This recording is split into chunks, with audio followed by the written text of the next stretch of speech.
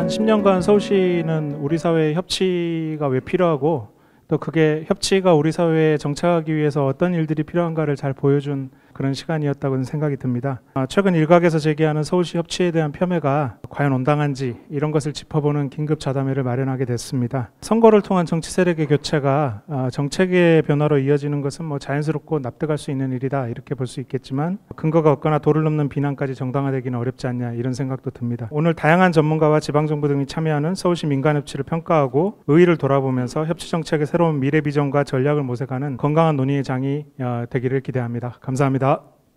근데 협치를 이야기하기 전에 우리가 사회 혁신이라고 하는 소셜 이노베이션이라고 하는 그 흐름이 2000년대에 들어서 전 세계적으로 이러한 그 행정에 가지고 있는 여러 한계와 모순 뭐 이러한 것들을 어떠한 방식으로 할 것인가 개선해야 될 것인가.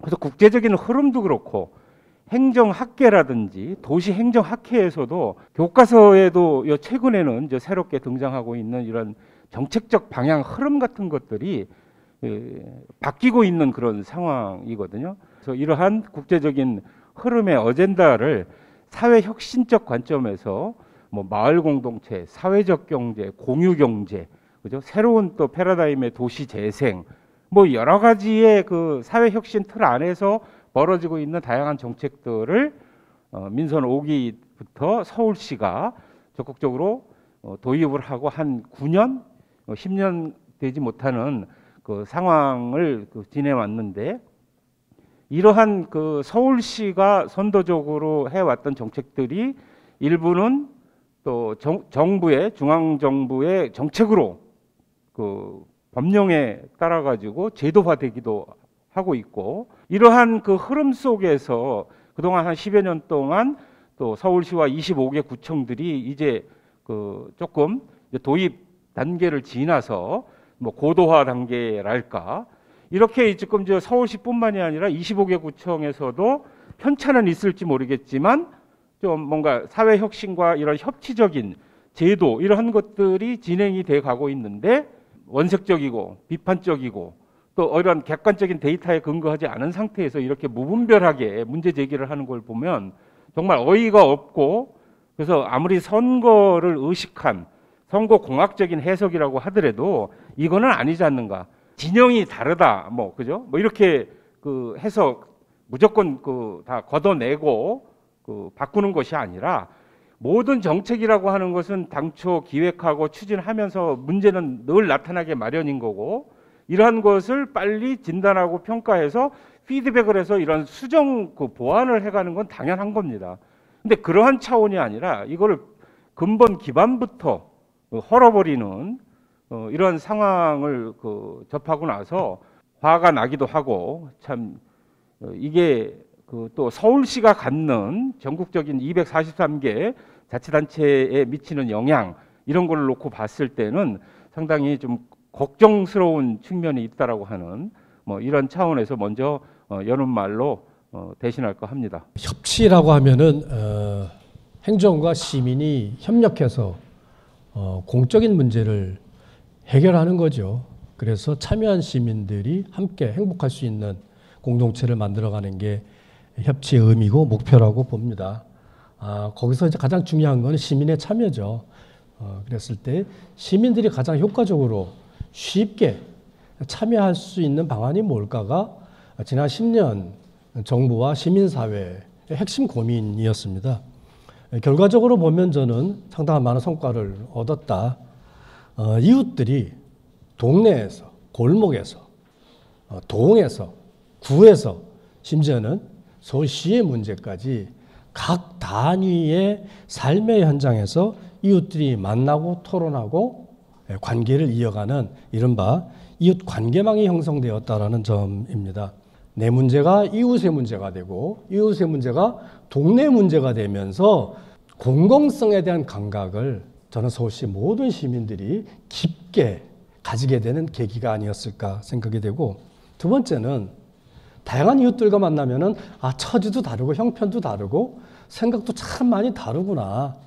그런 차이에 대한 감수성들을 아주 구체적으로 익혀갔다고 생각을 합니다. 다르지만 틀렸다고 얘기하지 않고 다름을 어떻게 잘 조화롭게 함께 혜택을 볼 수 있는 방안이 뭘까를 협의해가는 대단히 민주적인 공론들을 우리는 익혀가고 그런 시스템과 질서와 문화를 동네 곳곳에서 만들어 왔다. 즉 민주성의 문제를 우리는 해결해 오고 있었고, 더 나아가서는 그렇게 해서 모인 사람들도 보니까 그래도 의지가 있고 그래도 조금 여유가 있는 사람들이 주로 모이더라. 처음에는 이 정도 가지고는 안 된다. 진짜로 살기 바쁘고 그 사람들이 더 마을이 필요하기 때문에 그런 분들과 더 함께 확장을 하려면 뭐가 필요할까? 이른바 끼리끼리를 넘어서기 위한 노력을 하기 시작을 했죠. 그게 바로 모든 425개 동에 다 있는 주민자치회를 통해서 더 많은 사람들이 참여할 수 있는, 그래서 그 사람들이 우리 동네 문제를 스스로 해결해 나간다라고 하는 자치.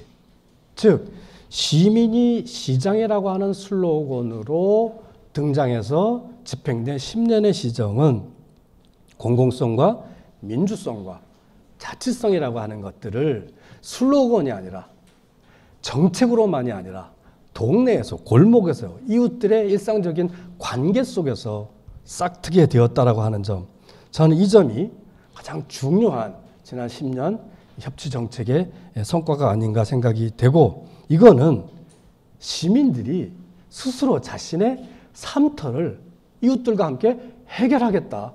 이게 혁신 아닌가요? 그런 의미에서 시민들이 혁신에 나설 수 있는 가장 중요한 마중물을 부은 것이 지난 10년의 협치 정책이라고 평가할 수 있을 것 같습니다. 시대의 의제인 협치를 저는 거부하지 못한다고 생각합니다. 이미 저희는 협치라고 하는 역사를 민선 5기, 6기, 7기를 거쳐서 여야 내지는 진보 보수를 떠나서 지역 주민들은 협치에 이제 익숙해져 가고 있습니다. 그동안 과도하게 행정이 이 주민을 뭐 민원인으로 본다든지 아니면 행정 서비스의 대상이라든지 이런 관점에서 이제는 이 행정 자체가 우리 주민이 주인이고, 그래서 주인인 주민이 원하는 것을 표현하는 방식이 이러한 여러 가지 구조 때문에 대의민주주의를 채택하고 있지만, 가장 그래도 쉽게 할 수 있는 직접 민주주의적 요소로 나와져 있는 가장 유효한 방법이 결국은 협치적인 행정들이었거든요. 저는 그 과정을 보면 주민을 믿고 나가면 행정이 훨씬 일하기가 좋습니다. 바로 이것이 협치인데, 이거를 어떤 진영적 논리라든지 아니면 정치적인 어떤 계산에 의해서 부정하는 것 자체는 굉장히 잘못된 거라고 생각하고요. 이미 이건 진영과 관계없이 우리 주민은 협치가 굉장히 효능감이 있다는 걸 아는데 이런 효능감이 있는 협치를 포기할 수 없습니다. 그리고 현재 시행되고 있는 주민참여예산제를 포기할 수 없고요. 현재 시행하고 있는 마을 자치의 개념을 포기할 수 없고, 그러한 주민자치가 우리는 전동 확대가 다 돼 있거든요. 이러한 모든 것들의 중간에 이를테면 서울시에서 어떤 예산 분배 과정상의 문제이거나 아니면 집행상의 어떤 문제를 가지고 가장 중요한 개념을 부정할 수는 없는 겁니다. 수단을 가지고 개념을 부정할 수는 없고 목적을 부정할 수는 저는 없다고 생각합니다. 이미 이것은 우리의 시대의 의제가 됐고 우리 지역에서 이미 실천하고 있는 일들이고 이건 진영의 문제가 아니다, 이렇게 말씀드리겠습니다. 시정을 보면 그렇다고 생각합니다. 시정에서는 누가 시정을 책임지고 어떤 선출직이 책임을 져도 그 시정을 함으로써 이제 민주주의 확대라든지 뭐 이런 이제 기본적인 보수나 진보를 떠나서 모두가 합의할 수 있는 이제 사회적 전진과 관련된 기저 흐름이 있고요. 그다음에 이제 어느 분이 선출직 이제 대표자가 되느냐에 따라서 그분의 정치적 스타일이라든지 정치적 성향에 따라서 조금 또 구현되는 방법이 다른 대목들이 있다고 생각합니다. 그런 거는 뭐 우리 모두가 인정해야 될 거라고 생각을 하는데요. 하지만 그 배경에 깔려 있던 전임 시장들이 누적적으로 만들면서 그 배경에 깔려 있었던 어떤 민주주의 확대나 심화 이런 것들을 이제 부정하게 되면 그거는 완전히 좀 다른 차원의 얘기가 돼버리죠. 그래서 그런 대목들을 좀 봐야 되지 않을까 싶은데요. 그러니까 사실 지난 10년 동안 민선 5, 6, 7기를 거치면서 공식적으로 서울시는 이제 협치와 혁신이라고 하는 시정 그 캐치플레이즈를 내걸었는데 이거는 어떻게 보면 일종의 정책 스타일이라기보다는 철학과 가치에 가깝다라고 이제 저는 생각을 하고 있습니다. 뭐 예를 들어서 시민이 시장이다, 현장에 답이 있다 이런 거는 뭐 정치적인 컬러에 따라서 사실 바뀔 수 있는 문제는 아니라고 생각합니다. 이론으로는 누구나 풀뿌리 민주주의, 뭐 이제 결사체 민주주의 이런 얘기를 했지만 실제로 이걸 구현하기는 매우 어려웠기 때문에 지방자치가 구체화된 지 30년이 가깝도록 그런 풀뿌리 민주주의나 결사체 민주주의, 뭐 참여민주주의 이런 것들을 시군구에서 광역에서 시행했던 실제 구현해냈던 사례가 거의 없었던 거죠. 그런 대목에서 보면 이제 어쨌든 지난 10년 동안 서울시정이 그것도 가장 뭐 예를 들어서 마을 공동체를 만드는 게 말도 되지 않는다고 생각했던 서울시에서 이제 그런 거를 말이 아니라 실행을 통해서 실천적으로 검증을 해내고 그게 만들어낼 수 있는 효용성에 대해서 주민이 체감하도록 이제 많이 도와준 건 좀 아까 문석진 청장님께서 말씀하셨지만 그런 대목에서 그 흐름을 이어가는 거는 모두의 정치적 지도자가 해야 될 일인 거죠. 조금 구체적으로 말하면 예를 들어서 그런 변화가 저는 주민 생활의 인접 공간에서 이루어진 것과 이제 상층의 행정 공간에서 이루어진 게 있다고 생각하는데 주민생활 인접 공간에서는 마을 공동체를 만들고 청년들의 활동을 지원하고 그다음에 사회적 경제를 키워주고 도시 재생을 하고 이런 것들이 마을 인근 공간에서 굉장히 다양한 방식으로 일어났잖아요. 그리고 그게 저는 어느 정도 서울 시민들의 공감을 받았다고 생각하거든요. 지난 10년 동안 기존의 시장과 달리 뭔가 딱 하나짜리 그랜드한 뭐 마크가 되는 상징이 되는 업적이 없었는데도 불구하고 어쨌든 삼선을 한 거는 그런 작은 아래에서 보이지 않는 다양한 것들에 대한 서울 시민의 인정이 있었기 때문이라고 판단을 합니다. 일단 위쪽의 행정 쪽에서 어떤 구조를 짤 거냐 협치를 위해서 그거는 다소 사람에 따라서 방법론적인 변화가 있을 수도 있다고 생각을 하는데 주민 생활 인근 지역에서 만들어졌던 그 흐름은 어떻게 하면 그걸 더 잘할 것이냐라는 걸 가지고 논쟁할 수 있다고 생각합니다. 그리고 서울시정을 비판할 때 그 대목이 말만큼 잘 안 됐다. 더 잘하기 위해서 나는 이렇게 하겠다. 이제 이러면은 얘기가 되는 거죠. 되는데 그게 아니고 그 사업 자체가 가지고 있는 철학이나 원칙을 부정하는 거는 뭐 이런 거죠. 아까 말씀드린 대로 일종의 지역에서 풀뿌리 민주주의나 결사체 민주주의 또는 주민 참여 민주주의가 잘못된 거다 이렇게 시그널을 줄 수도 있어서 이거는 적어도 지금 대한민국에서 보수든 진보든 공식적인 제도 정치를 하는 사람이 민주주의 심화를 암묵적이든 명시적이든 그걸 거부하거나 비판하는 건 용납하기 어려운 거잖아요. 그래서 그런 오해를 받지 않는 게 오세훈 시장님께 필요한 대목이 아닐까 이렇게 생각합니다. 근데 왜 거버넌스를 해야 되는가? 이 협치를 해야 되는가? 영미계통의 주민자치의 본산이라고 할 수 있는 영국에서 보수당입니다. 데이비드 캐머런이 영국의 보수당의 당수로서 제일 먼저 내뱉은 말이 빅소사이어티라고 하는, 쉽게 이야기하면 중앙정부나 자치단체가 재정절벽에 빠져버린 거예요. 근데 복지 돌봄도 해야 되겠지, 도시도 유지 관리도 해야 되겠지, 돈은 없는데 이러한 부분들을 어떻게 할 것인가, 그거를 중앙정부가 모든 걸 예산을 투입하고 공무원으로 운영할 수가 없으니까 공동체와 파트너십을 이뤄서 적은 비용으로 아이 돌봄, 노인 돌봄, 뭐 이런 도시 유지 관리하는 이러한 것을, 방법은 사회적 경제 방식, 그게 협동조합이든 사회적 기업이든 이런 것이 그 어떤 OECD나 이런 쪽의 큰 흐름이었던 거거든요. 근데 한국은 그럼 여기서 예외인가? 이건 아니라는 거죠.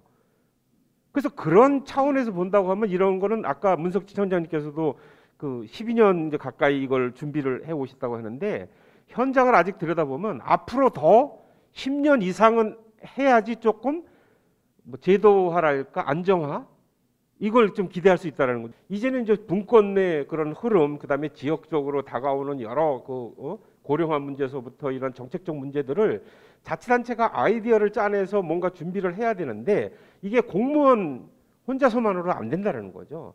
그럼 서울시와 25개 구청과의 관계 속에서 본다고 하면 시는 이러한 방향성과 25개 구청들이 이러한 것들을 좀 체계적으로 할 수 있도록 이런 정책적인 그리고 재정적인 지원 이런 거를 하기 위해서 그동안 많은 고민 속에서 해왔던 이런 건데 이게 뭐 시장이 바뀌었다고 해서 행정학에서 도시행정, 자치행정론에서 이야기하는 이런 흐름, 트렌드 이런 그 흐름을 이해를 못하는 건지 이걸 알면서도 인위적으로 했다 그러면 그건 더 비난의 대상이 돼야 된다고 생각을 하는 거죠. 민선 5, 6, 7기의 단체장님들 대부분이 이런 협치, 또 마을, 그다음에 공동체, 사회적 경제 이런 부분에 아주 익숙합니다. 그런데 우리가 처음부터 익숙한 거 아니었어요.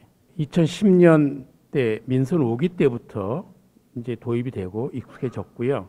하나의 예를 들어서 사회주택 문제를 가지고 좀 얘기를 해보면, 그럼 사회주택이라고 하는 영역, 이를테면 임대, 공공임대를 하는데 과거에 LH나 SH 방식으로 정부 주도적으로 내지는 광역지방정부 주도적으로 공공임대 그냥 해서 자기들이 관리하고 이렇게 다 할 수 있는 영역이냐? 그렇지 않다는 겁니다.